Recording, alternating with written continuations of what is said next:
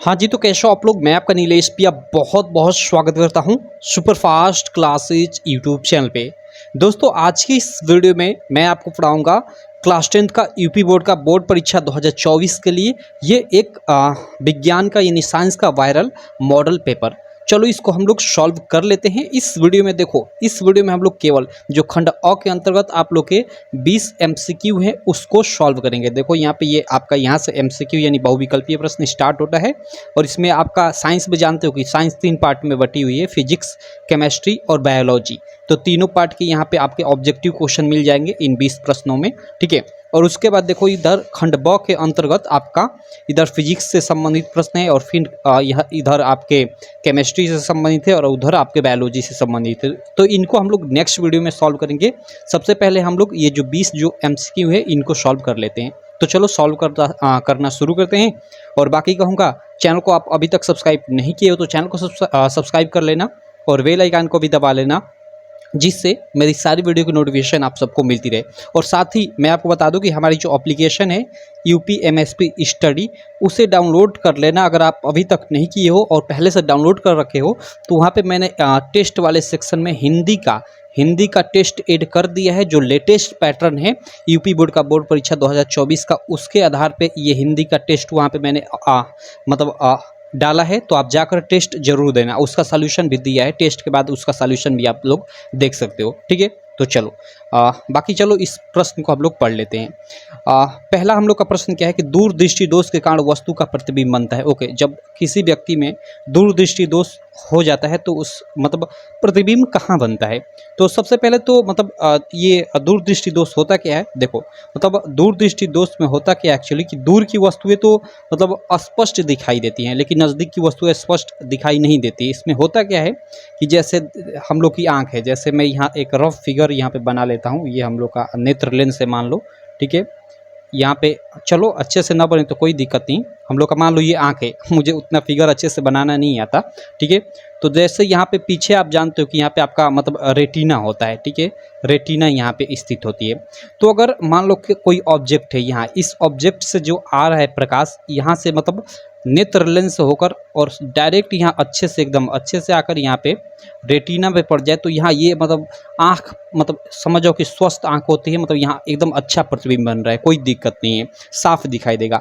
लेकिन वहीं ये जो प्रकाश आ रहा है रेटिना से पहले ही, मान लो यहीं पे दोनों ये लाइन जो है दोनों आकर रेटिना से पहले ही यहाँ पे कहीं मिल जाए, तो यहाँ पे क्या होगा कि यहाँ पे भाई रेटिना से इधर ही आ रही है, इधर निकट, इधर आ जाए तो निकट, उधर चले जाए तो समझ जाओ कि दूर। तो इधर निकट ही ये क्या हो रही है कि एक दूसरे से मिल जा रही हैं, तो यहाँ निकट दृष्टि दोष उत्पन्न हो जाता है, ठीक है।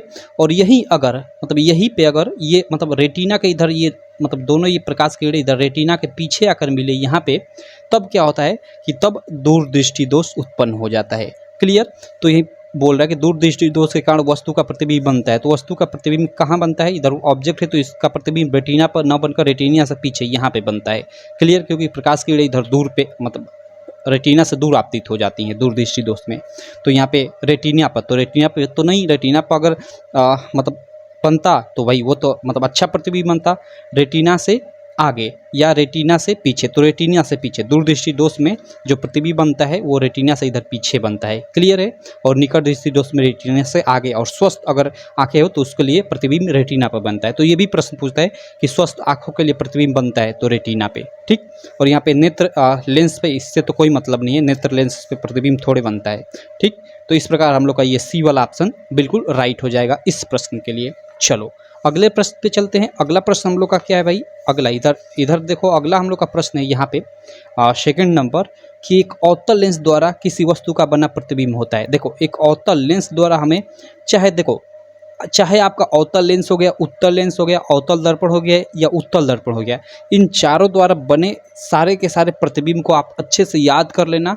और कैसे उसका आप प्रतिबिंब बनाओगे अच्छे से खींचकर, वो आपके एग्जाम में पूछता है, 2-2 मार्क में भी पूछेगा, ठीक है। और साथ साथ ऑब्जेक्टिव में भी इससे रिलेटेड काफ़ी प्रश्न पूछेगा। तो देखो, जो अवतल लेंस द्वारा जो बना प्रतिबिंब होता है वो हमेशा आभासी होता है, सीधा होता है, वो छोटा होता है, ठीक है। कैसे बनता है? चलो उसको भी हम लोग थोड़ा यहाँ पे मैं फिगर बनाकर आपको दिखा देता हूँ। देखो, अवतल लेंस द्वारा दो प्रकार के प्रतिबिंब बनते हैं। एक तो जब वस्तु अनंत पे स्थित हो, जैसे ये हम लोग का मान लो ये रफ फिगर में बना लेता हूँ, ठीक है। ये हम लोग का मान लो एक अवतल लेंस हो गया, ठीक है, जिसका मुख्य केंद्र ये है, ठीक है, ये ओ, ठीक। अब देखो होता क्या है कि जब वस्तु इधर अनंत पे स्थित हो, यहाँ पे मान लो हम लोग का यहाँ पे फोकस है, ठीक।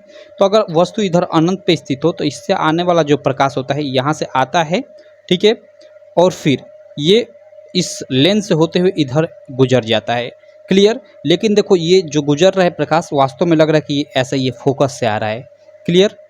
उसके बाद देखो, उसके बाद फिर होता क्या है कि इधर से जो प्रकाश जाता है वो भी देखो इधर से कुछ इस प्रकार होकर गुजर जाता है, और ये भी मतलब ये भी लगता है कि ये जो प्रकाश है इधर फोकस से आ रहा है।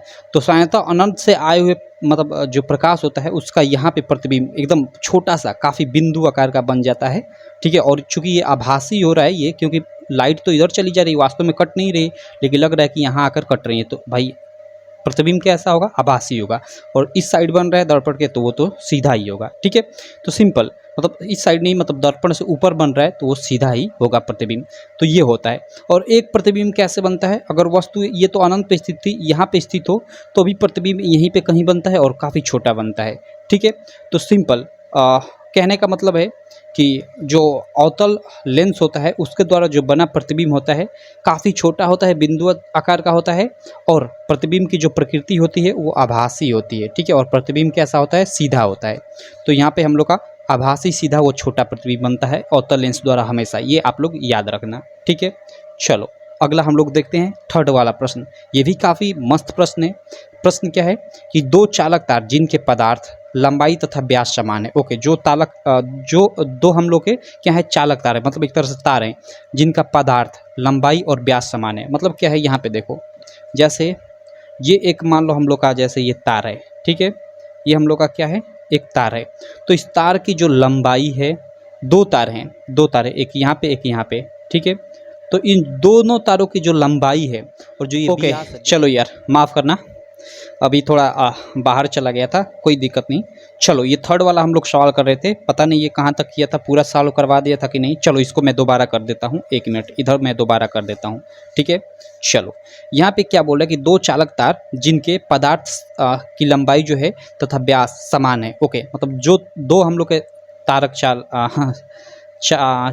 चालक तार हैं, यहाँ पे देखो ये एक तार और ये एक तार, दो तार हैं हम लोग के, ठीक है।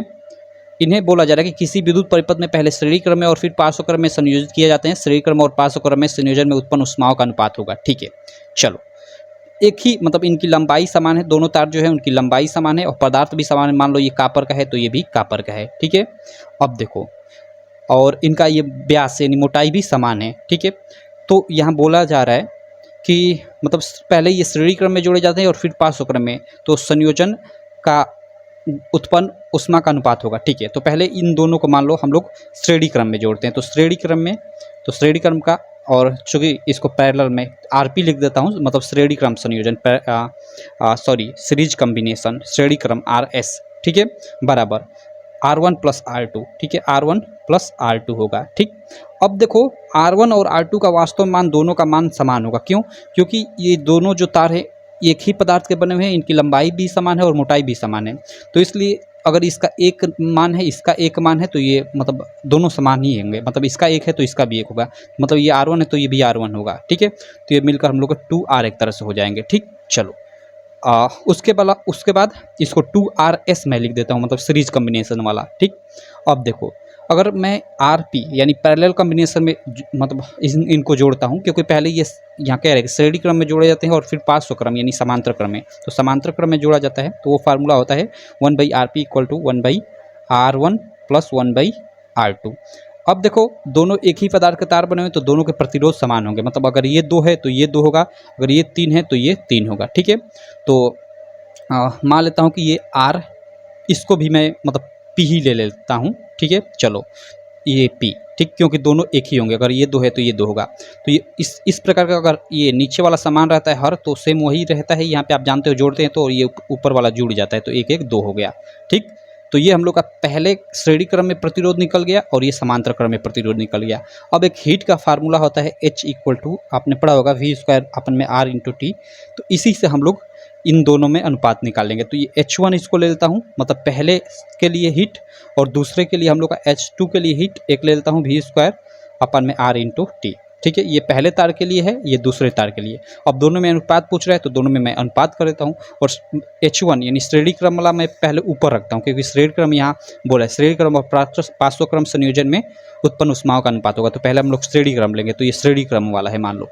अब देखो इन दोनों में हम लोग का क्या होगा, यहाँ पे ये V स्क्वायर ये तो हम लोग का कट जाएगा क्योंकि विभवांतर समान होगा। ठीक है, समय भी कट जाएगा। क्यों समय कटेगा, क्योंकि पहले समांतर पहले श्रेणी क्रम में जोड़े जाते हैं और फिर समांतर क्रम में, मतलब एक ही समय में दोनों जोड़े जाते हैं, मतलब समय भी दोनों के लिए समान है। ठीक, और चूंकि यहाँ से हमने ये R किसके लिए है, ये मैंने सीरीज कम्बिनेशन के लिए है तो RS लिख देता हूँ, और ये मान लो मैं RP लिख देता हूँ, पैरेलल कम्बिनेशन। ये ऊपर वाला श्रेणी क्रम और नीचे वाला हम लोग का समांतर क्रम। ठीक, ये पार्श्व क्रम। अब देखो ये हम लोग का कितना बचा, H1 अपन में H2 का जो अनुपात बचा ये देखो कट गया है, तो ये ऊपर 1 और बटा ये RS बचा, और ये होल बट्टा में ये पूरा वाला बट्टा, और इसके नीचे ये एक बट्टा में RP बचा मान लो हम लोग का। तो इसको H1 अपन में H2, ठीक है, इसको चेंज करेंगे तो ये 1 अपन में RS हो गया। और देखिए ऊपर जाएगा तो बदल कर गुणा हो जाएगा, यानी RP बट्टे में हम लोग का क्या हो जाएगा, RP बट्टे में हम लोग का ये 1 हो जाएगा। क्लियर। अब देखो जो हमने RS और RP का यहाँ से मान निकाला था उसको रख देते हैं। हमने RS का मान निकाला था 2, मतलब RS वही, मतलब S तो यहाँ दर्शा रहा है ये सीरीज कम्बिनेशन वाला, यानी वही 2R। ठीक है, S मैं नहीं लिखता हूँ, चलो 2R ही लिखता हूँ, और यहाँ R भी लिखता हूँ। ठीक, अब देखो यहाँ 1/RP इक्वल टू 2 बटे में R था। ठीक है, 1 बटे में RP इक्वल टू 2 बटे में R।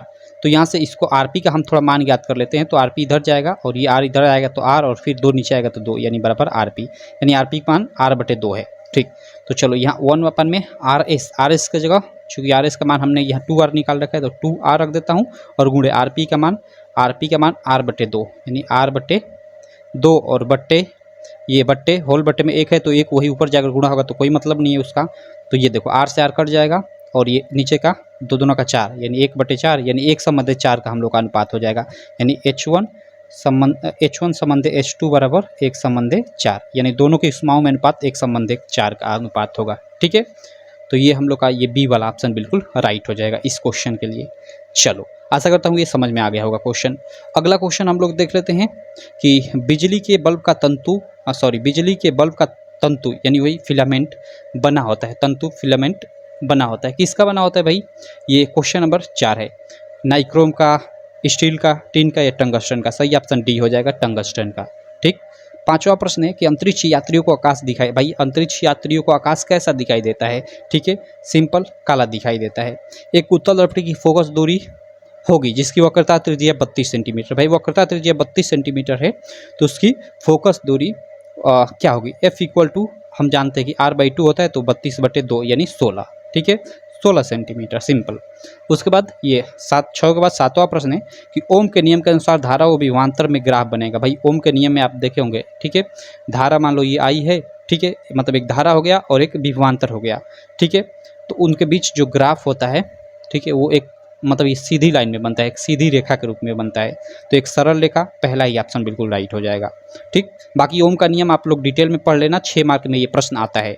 चलो, तो ये हम लोग के फिजिक्स के अब प्रश्न हो गए। अब हम उपखंड ख, इसमें अब हम लोग का ये केमिस्ट्री से संबंधित प्रश्न है। चलो अब इनको हम लोग सॉल्व करते हैं, केमिस्ट्री वाले सेक्शन के प्रश्न को।